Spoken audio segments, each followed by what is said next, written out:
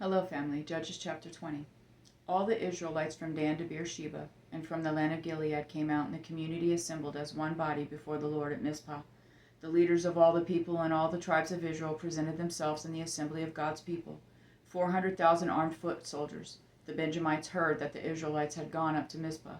The Israelites asked, "Tell us, how did this evil act happen?" The Levite, the husband of the murdered woman, answered, "I went to Gibeah in Benjamin with my concubine to spend the night. Citizens of Gibeah came to attack me and surrounded the house at night.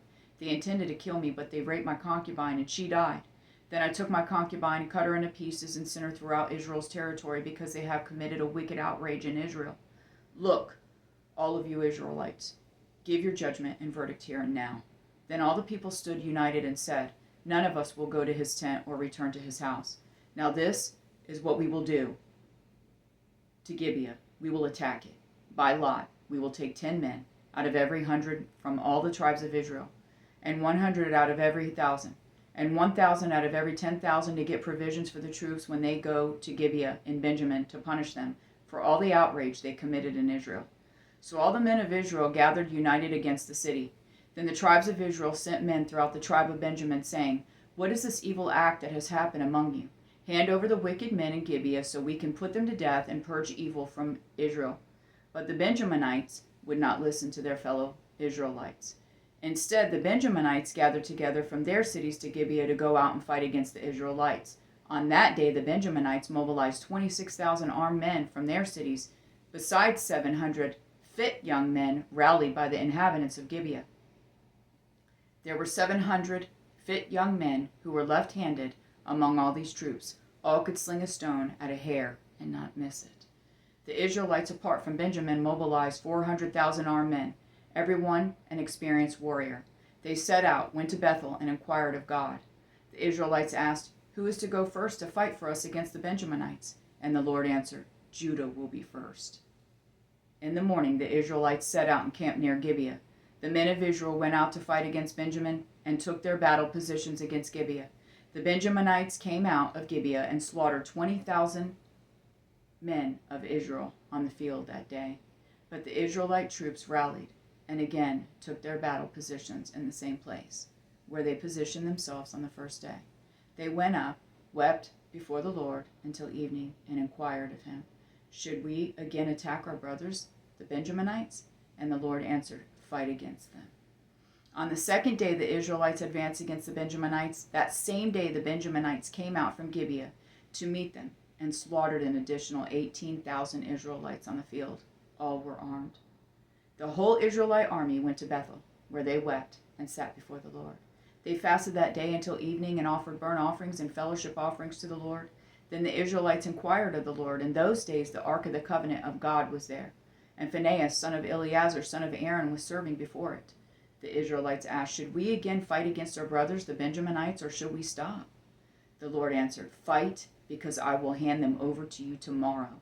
So Israel set up an ambush around Gibeah. On the third day the Israelites fought against the Benjaminites and took their battle positions against Gibeah as before. Then the Benjaminites came out against the troops and were drawn away from the city. They began to attack the troops as before, killing about 30 men of Israel on the highways, one of which goes up to Bethel and the other to Gibeah. Through the open country, the Benjaminites said, "We are defeating them as before." But the Israelites said, "Let's flee and draw them away from the city to the highways." So all the men of Israel got up from their places and took their battle positions at Baal Tamar, while the Israelites in ambush charged out of their places west of Geba. Then 10,000 fit young men from all Israel made a frontal assault against Gibeah, and the battle was fierce. But the Benjaminites did not know that disaster was about to strike them. The Lord defeated Benjamin in the presence of Israel, and on that day the Israelites slaughtered 25,100 men of Benjamin. All were armed. Then the Benjaminites realized that they were defeated. The men of Israel had retreated before Benjamin because they were confident in the ambush that they had set against Gibeah. The men in ambush had rushed quickly against Gibeah. They advanced and put the whole city to the sword. The men of Israel had a prearranged signal with the men in ambush. When they sent up a great cloud of smoke from the city, the men of Israel would return to the battle. When Benjamin had begun to strike them down, killing about 30 men of Israel, they said, "They're defeated before us." just as they were in the first battle.